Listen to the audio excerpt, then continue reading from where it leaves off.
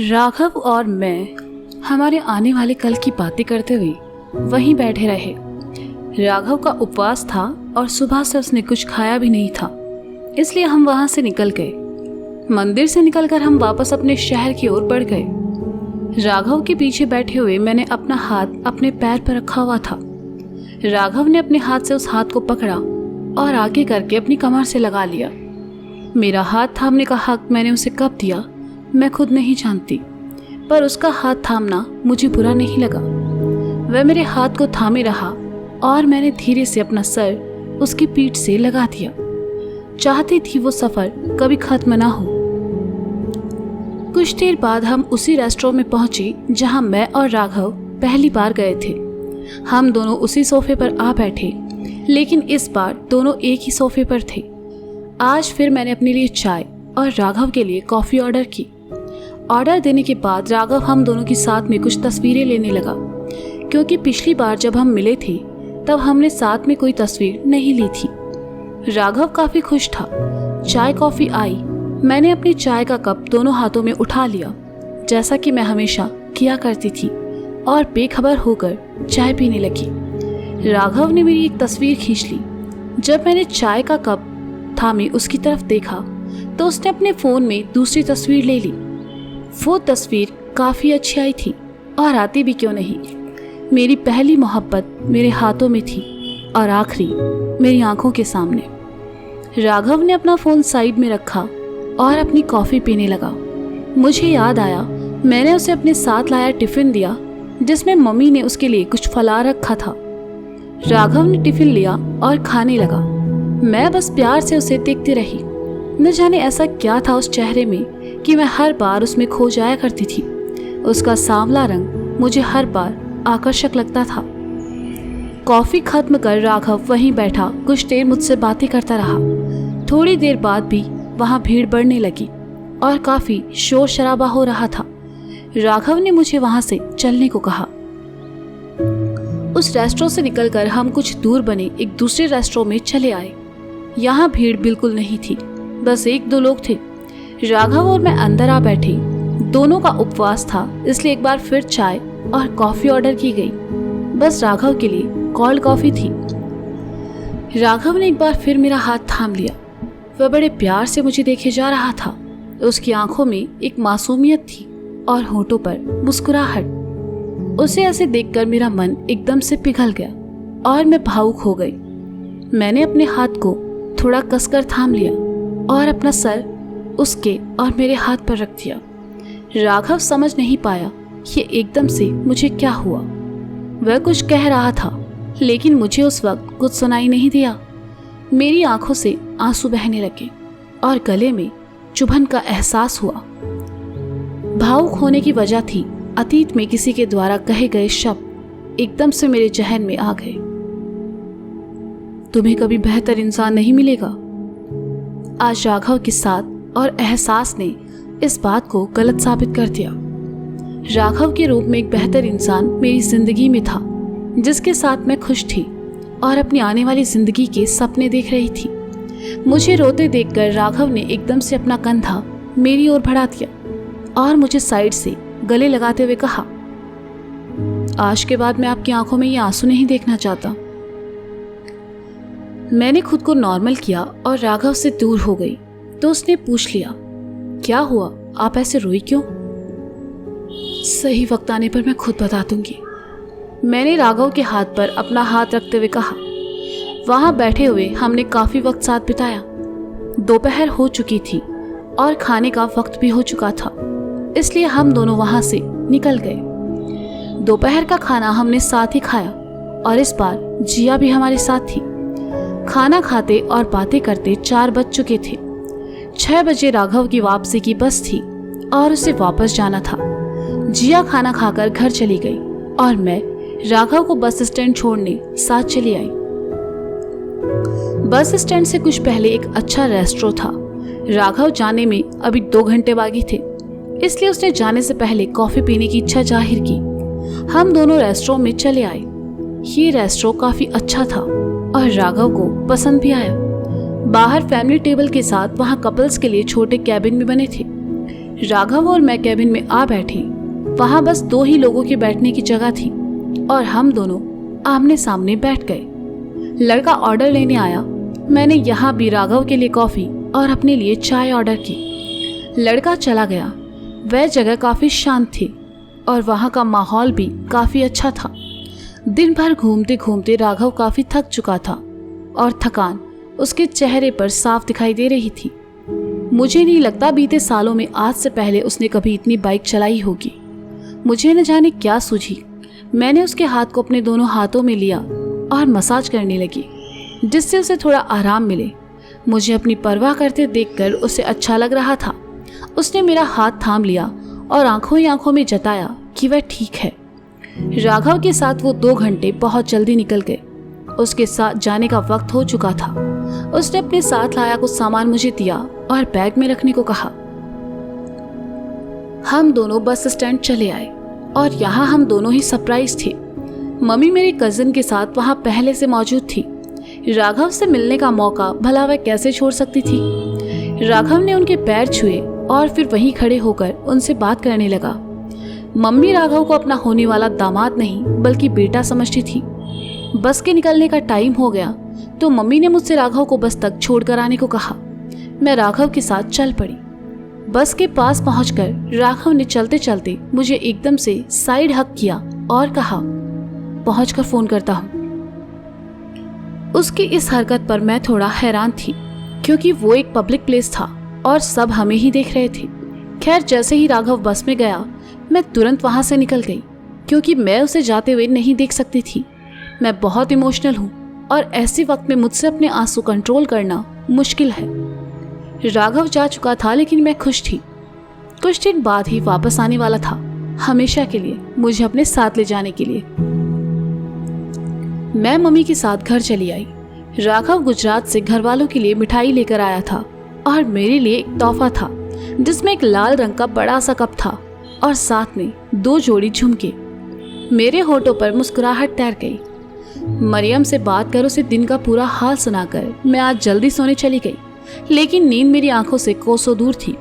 आंखों के सामने बार बार राघव के साथ बिताए पल आ रहे थे और सबसे ज्यादा वो पल जब मुझे रोते देखकर उसने अपना कंधा पेश किया। मेरे जहन में अपनी ही कही कोई बात कौन गई। किसी से प्यार होने के लिए एक पल ही काफी होता है। हाँ, ये वही पल था जब मुझे राघव से मोहब्बत हो चुकी थी। मन एक अलग ही एहसास से भरा जा रहा था। मैं राघव को ये बताना चाहती थी कि वो भी शादी से पहले। उन पलों के बारे में सोचते हुए मैं नींद के आगोश में चली गई। देखते ही देखते ये आखिरी हफ्ता भी बीत गया और अगस्त शुरू हो गया।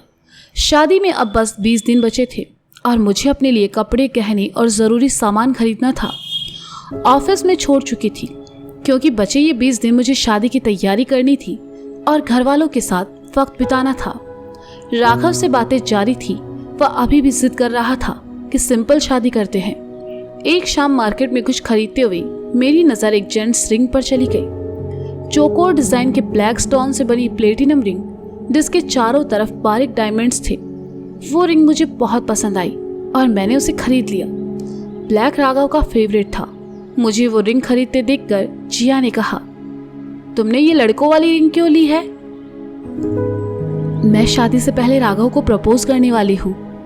मैंने आंखों में खुशी भरकर कहा। सच में? वाह, तुम्हें तो उससे प्यार हो गया। जिया ने खुश होकर कहा। हाँ, ऐसा ही कुछ समझ लो। ये रिंग देखकर मैं उसे अपनी सारी फीलिंग्स कहना चाहती हूँ। मैंने राघव के बारे में सोचते हुए कहा। वो तो ठीक है, लेकिन तुमने राघव के लिए गिफ्ट लिया? जिया ने साथ चलते हुए पूछा। कौन सा गिफ्ट?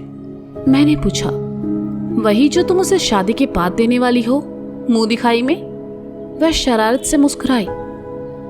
मुंह दिखाई लड़कियों की होती है, लड़कों की नहीं। मैंने उसके सर पर चपत लगाते हुए कहा। आजकल लड़कियां भी देती है, तुम्हारी मर्जी। अगर तुम उसे गिफ्ट दोगी तो उसे अच्छा ही लगेगा। जिया ने कहा। ठीक है, चलो। कहकर मैं उसे शॉप पर ले आई। मेरा बजट थोड़ा कम था, इसलिए मैंने सिल्वर में ही कुछ दिखाने को कहा। काफी कुछ देखने के बाद आखिर में मुझे राघव के लिए एक चांदी का कड़ा पसंद आया जिस पर शिव लिखा था और वो महादेव से जुड़ा था। अब महादेव तो मेरे पहले से पसंदीदा थे, उस पर छोटे महादेव यानी राघव के लिए भला इससे अच्छा तोहफा और क्या हो सकता था। मैंने उसकी तस्वीर राघव को भेजी, उसे भी वो बहुत पसंद आया और उसने वही लेने को कहा। मैंने उसे पैक करवा लिया और जिया के साथ घर चली आई। शाम में राघव से बात करते हुए मैं छत पर चली आई। बातों बातों में राघव ने कहा, अच्छा ये बताओ आप कॉफी कब पियोगे? क्यों पीनी है? मैंने सामने से सवाल किया। बस मैं चाहता हूं कि आप एक बार कॉफी पियो मेरे लिए, राघव ने एकदम से कहा। ठीक है, एक काम करते हैं, शादी वाले दिन मैं कॉफी पीऊंगी और आप चाय पीना, ठीक है? मैंने कहा ठीक है, शादी के बाद सीधा चाय पीने ही चलेंगे। राघव ने कहा पक्का ना? मैंने कहा क्योंकि राघव चाय पी ले ऐसा मुझे यकीन नहीं था। हाँ प्रॉमिस, राघव ने कहा। अच्छा आप यहाँ कब तक आ रहे हैं? मैंने सवाल किया। मम्मी पापा तो वहाँ आ चुके, मैं 15 को आऊँगा, राघव ने कहा। आप 16 को मुझसे मिलेंगे? मैंने धीरे से पूछा।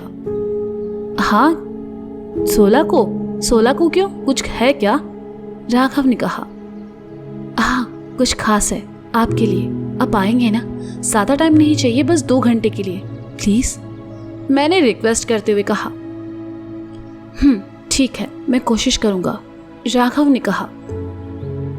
कुछ देर बाद मैं नीचे चली आई। राघव के राजस्थान आने में अभी 1 हफ्ता बचा था और अभी से वह थोड़ा बिजी हो गया, शायद शादी की तैयारियों में व्यस्त होगा।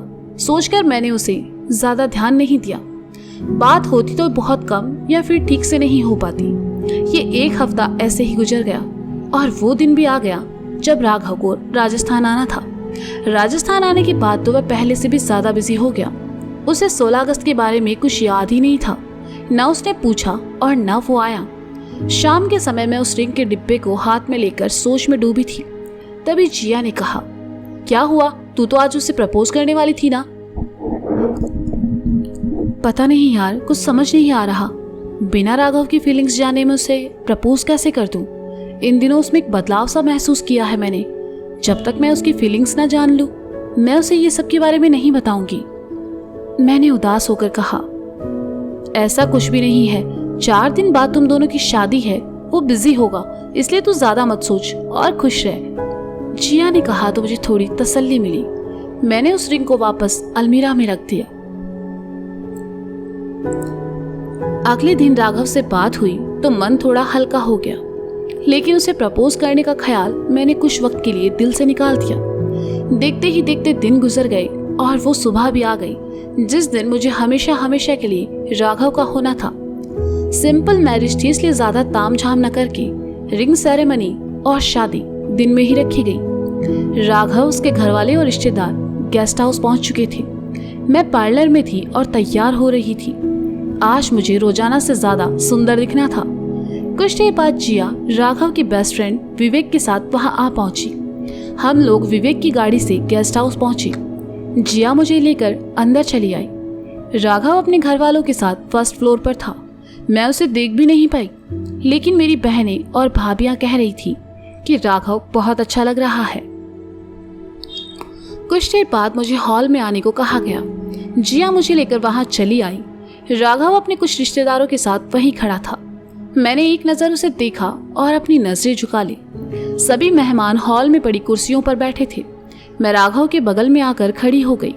हमें स्टेज की तरफ चलने को कहा गया तो राघव ने मेरा हाथ थाम लिया। जैसे ही उसने सबके सामने मेरा हाथ थामा, मेरी धड़कनें फिर सामान्य से तेज हो गई। मेरा हाथ थामे वह आगे बढ़ गया। सबकी नजरें हम दोनों पर थी और मेरा मन अजीब बेचैनी से भरा उठा था। वहां मौजूद भीड़ देखकर अतीत और उससे जुड़ी बातें एकदम से मेरी आंखों के सामने घूमने लगी। लोगों के ताने, जली कटी बातें सब याद आने लगे।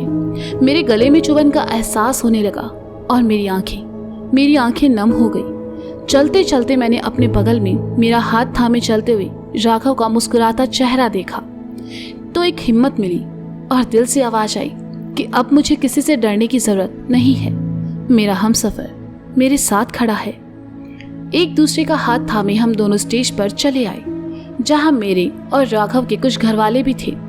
मेरी आंखें अब भी नम थीं और जैसे ही मैंने सामने बैठे रिश्तेदारों, पड़ोसियों, परिवार वालों को देखा तो आंखों में ठहरे आंसू एकदम से बह गए।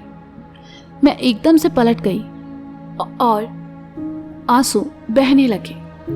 जिया ने देखा तो तुरंत मेरे पास चली आई, मुझे चुप कराने। मेरे सामने मेरा छोटा भाई खड़ा था। अब तक मैं हमेशा उसे डांटते फटकारते आई थी, लेकिन आज उसने मेरी आंखों में आंसू देखे तो अपनी जेब से रुमाल निकालकर मेरी तरफ बढ़ाते हुए नामे गर्दन हिला दी। उस पल मैं एकदम भावुक हो चुकी थी और खुद को संभालना थोड़ा मुश्किल हो रहा था। हैरानी इस बात की थी कि राघव मेरे साथ खड़ा था, लेकिन मेरी आंखों में आंसू देखकर उसने कुछ नहीं कहा। वह बस चुपचाप एक नज़र मुझे देखा और फिर सामने देखने लगा। थोड़ा अजीब लगा, लेकिन उस वक्त मैंने कुछ नहीं कहा, ना कुछ पूछा। जल्दी से जल्दी बस खुद को नॉर्मल किया। कुछ देर बाद जिया रिंग की प्लेट लेकर आई। मैंने और राघव ने एक दूसरे को रिंग पहनाई। सबने खूब हूटिंग की और फूलों की बारिश कर दी। रिंग पहनाने के बाद ही वरमाला पहनाई गई। पंडित जी आगे की रस्म के लिए स्टेज पर चले आए। उन्होंने बैठने को कहा तो जिया कहीं से 2 गुलाब ले आई और राघव को देकर कहा, जीजू घुटनों पर बैठकर दीदी को प्रपोज करना होगा। राघव ने ऐसा नहीं किया, बल्कि वह गुलाब मेरी तरफ बढ़ा दिया। मैं भी नहीं चाहती थी कि मेरी मोहब्बत के लिए उसे मेरे सामने घुटने टेकने पड़े।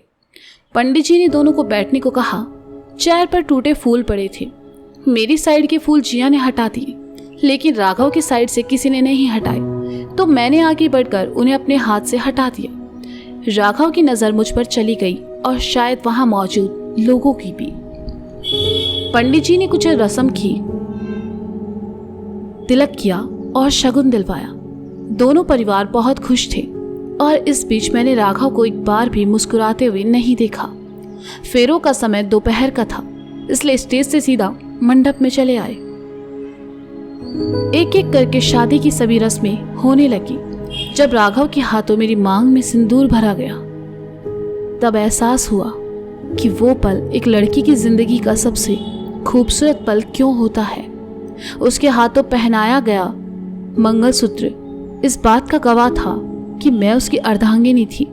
मेरा हाथ थामे जब उसने अग्नि के फेरे लिए, तब ये विश्वास हो गया कि अब वो ही मेरा सब कुछ है, जिसके साथ मुझे अपनी जिंदगी बितानी है।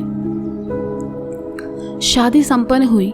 सब मेहमानों ने खाना खाया और फिर मेरे और राघव के साथ तस्वीरें निकलवाने लगे। वो शादी एक बहुत सिंपल शादी थी, इसलिए विदाई का मुहूर्त भी शाम 5 बजे का था। विदाई के समय में एक बार फिर भावुक हो चुकी थी और इस बार मेरे साथ साथ जिया और मम्मी भी। छोटे भाई ने मुझे गाड़ी में राघव के बगल में बिठाया और विदा कर दिया। गाड़ी गेस्ट हाउस से बाहर निकल गई। मैंने मुड़कर देखा, मैं अपना परिवार, अपना शहर सब छोड़कर जा रही थी एक नई दुनिया में। तो दोस्तों, ये था साकीनामा भाग 11। इसका अगला भाग आप जल्द ही सुनेंगे मेरे साथ। अब तक के लिए शुक्रिया, बाय बाय, अपना ख्याल रखिए और हाँ, सुनते रहे साकीनामा। अगर आपने फील किया होगा तो इस पार्ट में मैं थोड़ा भावुक थी, क्योंकि आगे की कहानी ऐसी होने वाली है जिसे सुनाने के लिए मुझे बहुत मेहनत करनी पड़ेगी, लेकिन मैं ये आप लोगों के लिए ज़रूर करूँगी। तो सुनते रहे साकीनामा मेरे साथ।